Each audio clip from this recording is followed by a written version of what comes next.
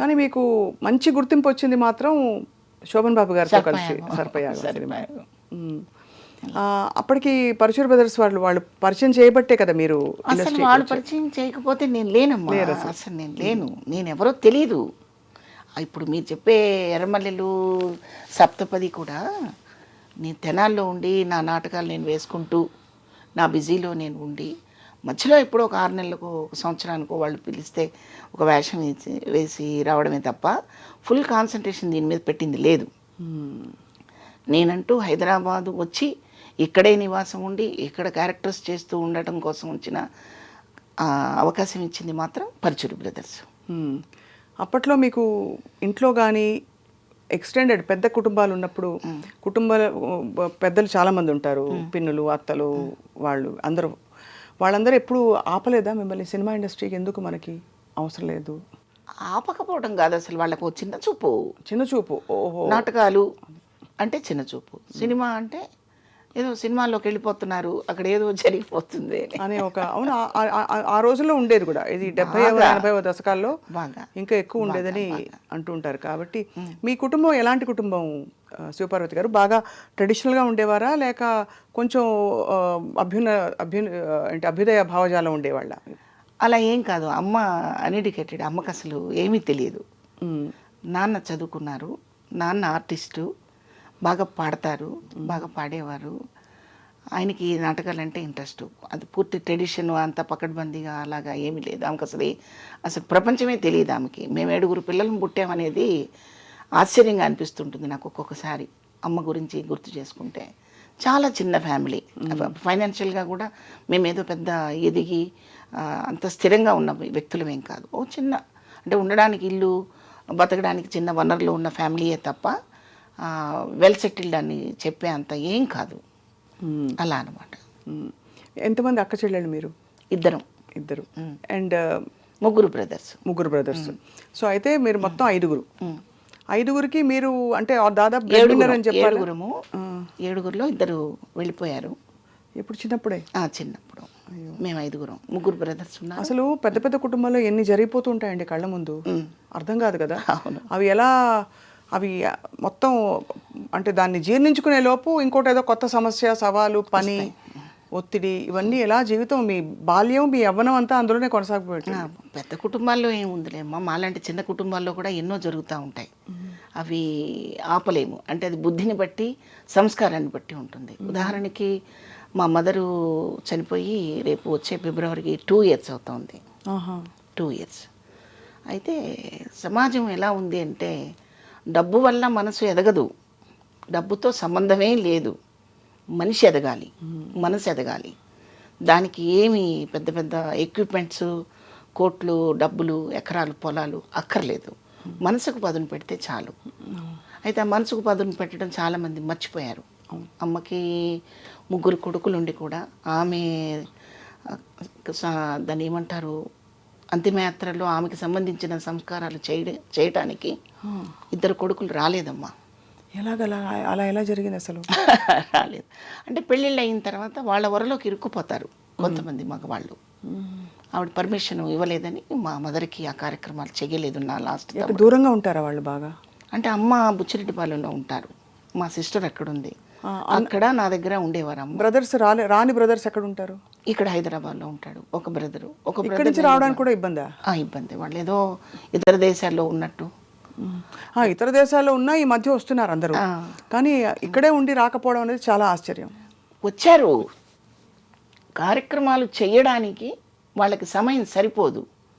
అంటే ఇప్పుడు 9 రోజులు కార్యక్రమం చేయాలి కదమ్మా, 13 రోజులు.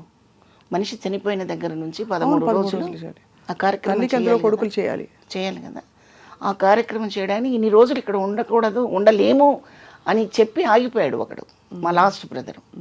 అమ్మకి వాడంటేనే ప్రాణం, వాడంటే పంచప్రాణాలు, అలా కొట్టుకులాడుతుండేది. అయితే ఈ విషయం నేను ఎందుకు చెప్తున్నానంటే నా మీద సింపతి చూపించుకోవడానికి, లేకపోతే నా ఫ్యామిలీలో ఇంత జరిగిందని చెప్పడానికి కాదమ్మా. ఇవాళ సమాజంలో 90% అలాగే ఉన్నారు. 90% తల్లిదండ్రుల పట్ల అలాగే ఉన్నారు. అలా ఉండకూడదు, అది తప్పు, అది ద్రోహం. బయటకు వచ్చినప్పుడు మనం చక్కగా నీట్గా అలంకరించుకొని చాలా ఖరీదైన మనుషుల తిరిగినంత మాత్రాన ఖరీదు అవరు. ఖరీదైన పనులు చెయ్యాలి, విలువిచ్చే పనులు చేయాలి, మన విలువను పోగొట్టుకోకూడని పనులు చేయాలి. మన మోరల్స్, మన కుటుంబ సంబంధాలు, బంధాలు, అనుబంధాలు ఇవన్నీ ఎప్పుడు పదిలంగా కాపాడుకోవాలి. ఒకరి కోసం కాదు, మన కోసం కదా అమ్మా. అందుకు నేను ఈ విషయాన్ని మీకు రివీల్ చేశాను. లేదు, చాలా బాధాకరమైన విషయమే. ఒక సోదరిగా మీరు, అమ్మకి కూతురుగా, అలాగే ఈ అన్నలే కదా మీకు ఇద్దరికి? తమ్ముళ్ళకి అక్కగా మీరు చాలా బాధపడి ఉంటారు. మరి దెబ్బలాడారా వాళ్ళతో? ఎందుకు రాలేదని? ఎందుకు చేయలేదు? అందరూ వచ్చారు. అదే ఎందుకు రాలేదంటే ఆ కార్యక్రమాలకి ఎందుకు ఉండలేకపోయారు? వాళ్ళకి టైం లేదు. ఇప్పుడైతే గబగబా చేసేసి వెళ్ళిపోతాం, కానీ ఓ 13 రోజులు ఇక్కడే కూర్చోవాలంటే కుదరదు. వాళ్ళు ఆవిడ పర్మిషన్ ఇవ్వాలి, వాడి మనసుకు ఒప్పుకోవాలి, వాడికి టైం కుదరాలి, అలా అన్నమాట. పాపం లాస్ట్ మినిట్ వరకు అమ్మ వాడి కోసం అలమటించింది, అది నాకు తెలుసు. ఇంకా నేనైతే ఇంకొక 5 నిమిషాల్లో మరి ఇది ఎవరితో చేయించాలి? పెద్ద కొడుకు చేయటం లేదు, చిన్న కొడుకు చేయట్లేదు, మధ్యలో ఇంకో తమ్ముడు ఉన్నాడు, రెండో తమ్ముడు, మా తమ్ముడు. వాడు కూడా కాదు అంటే వాడు ఒంగోలులో ఉంటాడు. మా బంధువులందరూ 200 మంది ఫ్యామిలీస్ ఒంగోలులో ఉన్నారు. ఒకవేళ వాడు కూడా కొద్దిగా అడుగు వెనక్కి వేస్తే హైదరాబాద్ తెచ్చుకొని జమున గారి కూతురులాగా నేను కూడా మా అమ్మకు అలా చేద్దాం అనుకున్నాను. అయితే అవకాశం నాకు ఇవ్వకుండా వాడు చేసేసుకున్నాడు. అదొకటి సంతోషం. అలా అనమాట. చాలా భారాన్ని మీరు చిన్నప్పటి నుంచి ఇలా చాలా విషయాలు మింగేసి ఉంటారు ఎక్కడికక్కడ. మీరు తప్పదమ్మా, జీవితంలో ఎప్పుడు వడ్డించని విస్తరి కాదు జీవితం. విస్తరి సరిగా వేసుకోవాలి, దాంట్లో వడ్డించుకోవాల్సిన వస్తువులు కూడా జాగ్రత్తగా వడ్డించుకోవాలి. అన్నీ కలిపి కొప్పేసాం అనుకోండి, మనకు ఆకలి వేయదు. జీవితం కూడా అంతే కదా తల్లి. అవును. అట్లాగే నేను చెప్పేది నా కష్టం గురించి నేను చెప్పట్లేదు సుమా. జనం బయట అంతా ఎలా ఉన్నారంటే 90% ఇదే పరిస్థితుల్లో ఇదే పంధాలో నడుస్తున్నారు. తల్లిదండ్రులు చనిపోయే పరిస్థితి తీసుకొచ్చేది వాళ్ళే, చనిపోయిన తర్వాత దుర్మార్గంగా చూసేది కూడా వాళ్ళే. అవును. అలా చేయొద్దని 2 చేతులెత్తి దండం పెట్టి మరీ చెప్తున్నాను. మనిషి జన్మకి సార్థకత మన ధర్మాలు మనం పాటించినప్పుడే. అవును. అవి పాటించకపోతే మనిషి అని చెప్పడానికి అర్హత ఎవరికీ ఉండదు. అందుకు నేను చెప్తున్నాను. ఎందుకంటే నేను కూడా ఒక అమ్మని, నానమ్మని. వేషాలు కూడా అన్నీ అమ్మ వేషాలు, నానమ్మ వేషాలు. ఒక తల్లి ఆర్ద్రత, ఒక తల్లి హృదయం పర్సనల్గా చవి చూసిన దాన్ని, పాత్రల ద్వారా మరింత వైడ్గా చూసిన దాన్ని. అందుకని చెప్తున్నాను, ఎవరైనా నా మాట, ఎవరైనా ఒక్క మాటైనా అలా మనసుకు తాకితే నేను చాలా సంతోషపడతాను. చాలా గొప్ప మాట, అవసరమైన మాట చెప్పారు. అవునమ్మా. శివపార్వతి గారు, అయితే మీరు ఇండస్ట్రీకి వచ్చిన కొత్తల్లో ఇంకా వరుసగా మీకు వర్క్ ఉండేదా? ఆ టైంలో షూటింగ్లకి మీ వెంట ఎవరు ఉండేవారని, అంటే అమ్మ కానీ నాన్నగారు కానీ వచ్చే పరిస్థితుల్లో ఉన్నారా? నేను ఇండస్ట్రీకి వచ్చేప్పటికే నాన్నగారు లేరు. నాన్నగారు వెళ్ళిపోయారు. అసలు నేను సినిమా ఆర్టిస్ట్ అయ్యాక నాన్న చూసుకోలేదు. మీరే అయితే మొత్తం ఆల్మోస్ట్ కొడుకుగా, కూతురుగా, పెద్ద కొడుకు మీరే ఇంటికి అలా జరిపించారు మొత్తం. అప్పుడు భయం వేసేది కాదు శివపార్వతి గారు మీకు? భయం వేసేది కాదు. ఎందుకంటే ఇది ఒక పురుషాధిక్య సమాజం, ప్రపంచం. సినిమా ఇండస్ట్రీలో మరింతగా. అండ్ ఆడపిల్లలకి అందులో మీలాగా చాలా అందంగా రూపవతంగా. నువ్వేదో ప్రేమతో అన్నిసార్లు లేదు, ఇప్పటికే లక్షణంగా కళకళలాడుతున్నారు మీరు నానమ్మ అయ్యాక. అప్పుడు ఇంకా ఎంత బాగుండేవారో మీ సినిమా చూస్తే అఫ్కోర్స్ అర్థం అవుతుంది. కానీ అప్పుడప్పుడే లోకంలోకి అడుగు పెడుతున్న శివపార్వతి గారికి ఎలా ఉండేది?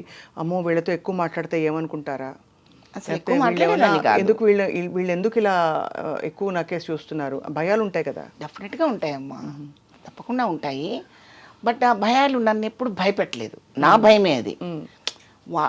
అవతల వాళ్ళని చూసి భయపడటం అనేది నా వంతు, కానీ వాళ్ళెవరూ నన్ను భయపట్టలేదు. వాళ్ళకి తెలుసమ్మా ఎవరి దగ్గర ఎలా ఉండాలో అని తెలిస్తేనే వాళ్ళంత పెద్ద పెద్ద ప్రొడ్యూసర్స్ అయ్యారు, లెజెండ్స్ అయ్యారు. అవును, పెద్ద సినిమాలు చేయగలిగారు, కొన్ని 100 మందికి 1000 మందికి ఉపాధి వాళ్ళే కాగలిగారు. కరెక్ట్. అవును. పనికిమాల విషయాల మీద మనసు పెట్టుంటే వాళ్ళంత పెద్దవాళ్ళు అవరమ్మా. అవును అని నా నమ్మకం. అది చాలామంది ఇది విశ్వసించరు, నమ్మరు. నా నోటితో నేను చెప్పే మాటని ఆవిడ అలాగే చెప్తుంది, ఇక్కడ ఏం ప్రాబ్లం లేదని, అదే ఉట్టి మాటలు అనుకుంటారు. కాదమ్మా, నిజమైన మాటలు. నేను అవకాశం ఇస్తే మీరు వేరే టాపిక్ మాట్లాడతారు కదా అమ్మ. అంటే మీరంటే మీరు కాదు, ఎవరైనా ఎదుట ఉన్న వ్యక్తి అవకాశం మనం ఇచ్చినప్పుడు వేరే టాపిక్ మాట్లాడతారు. అవకాశం నేను ఇవ్వనంతకాలం మాట్లాడరనేది నా ఉద్దేశం, మీరు అర్థం చేసుకోండి. అర్థమైంది. అంటే మీరు జరిగిన విషయాలు, మనం వినే విషయాలు కూడా అవతల వాళ్ళ అవకాశం ఇవ్వబట్టే చాలా విషయాలు జరుగుతాయి అంటున్నారు, అంతే కదా?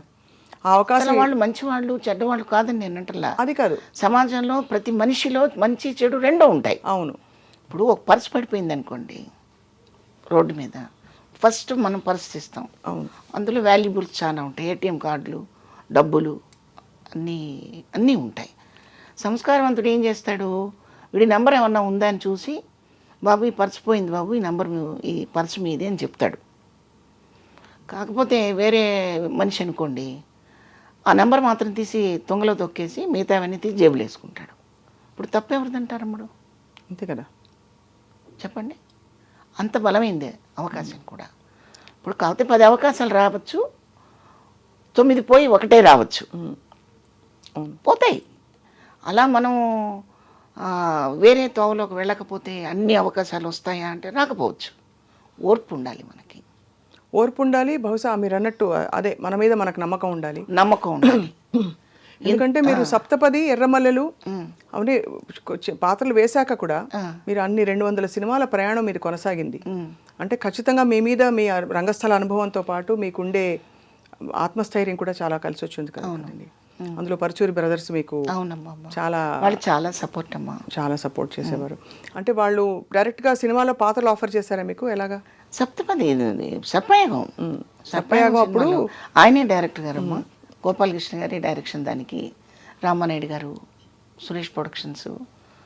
కొంచెం నాయుడు గారే భయపడ్డారు, కొత్త వాళ్ళు గోపాలకృష్ణ గారు ఏం చేస్తారంటే, లేదండి మనం అవకాశం ఇస్తేనే కదా వాళ్ళు పాత వాళ్ళు అవుతారు అని చెప్పి ఒప్పించి అవకాశం ఇచ్చింది మాత్రం పరచూరి బ్రదర్స్ ఇద్దరు కూడా.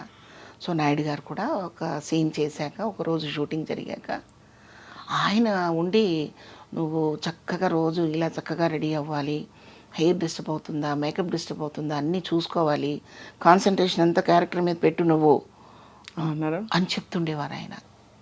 ఎటువంటి సినిమాలు చేసిన ప్రొడ్యూసర్ అమ్మా ఆయన. మరి మాలాంటి వాళ్ళకి ఎందుకు చెప్పాలి అసలు? బెదిరించవచ్చు కదా, అది నేను అన్నది ఇందాక.